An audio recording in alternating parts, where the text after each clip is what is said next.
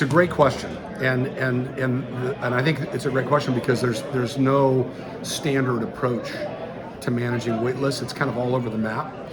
In fact, I'm on a wait list for a club that's an expensive club with a long wait list where you have no golf privileges, no social privileges whatsoever.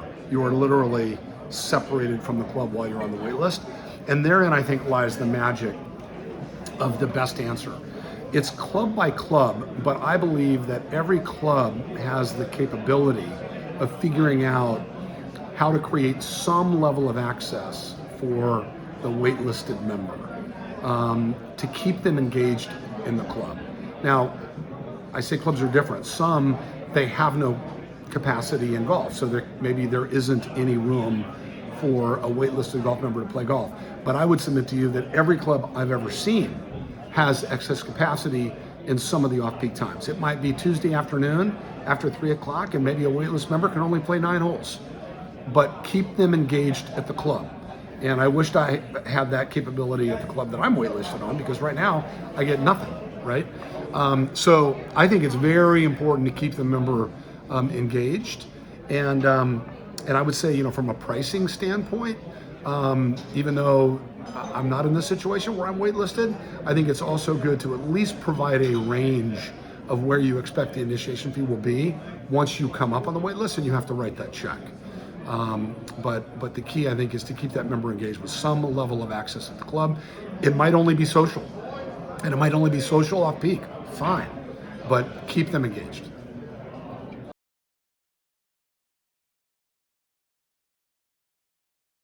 So when it comes to amenities and what is relevant to members at clubs, it really starts with understanding the marketplace and what's available in the market. Who are your competitors? What amenities do they offer? And then what is it your local consumer is looking for? And one of the best examples I could give would be around racket. So, one of the fastest growing sports in America right now is pickleball. So understanding access to pickleball courts, where are people playing, understanding whether or not that's an amenity that could be relevant to the local marketplace is very important. But it applies to everything from aquatics, and what sort of aquatic amenities you have. Do you have the ability to host swim teams? Is that relevant to your local market? Is there an opportunity there, or is it just basically family fun and swim pads or splash pads and a play area for kids? Childcare has become very important for millennial members who are looking for a place to check their kids in while they enjoy whatever passion they're pursuing, whether it's aquatics, it's fitness, pickleball, racket, all of which are outside the scope of golf. Obviously, golf is relevant to all of these as well.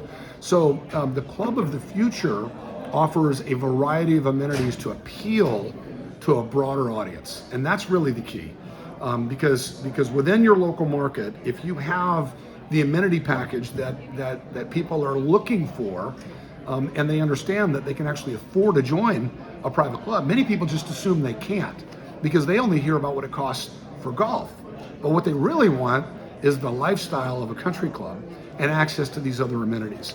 And so what we think about at Invited are the clubs that can't afford to spend the capital to add the amenities. So when we acquire a club, the first thing we do is we understand how to reposition that club with the relevant amenities to move it up market so that it's relevant to a broader audience. And that's exactly how clubs should be thinking about amenities as it relates to their members.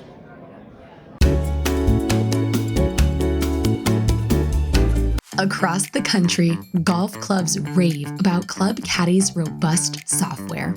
Built by operators, for operators, simplifying every part of your business. Golf operations, memberships, events, marketing, one powerful platform. Daily fee, member club, multi-course, or simulator, Club Caddie has you covered. Club Caddie, award-winning software designed for you.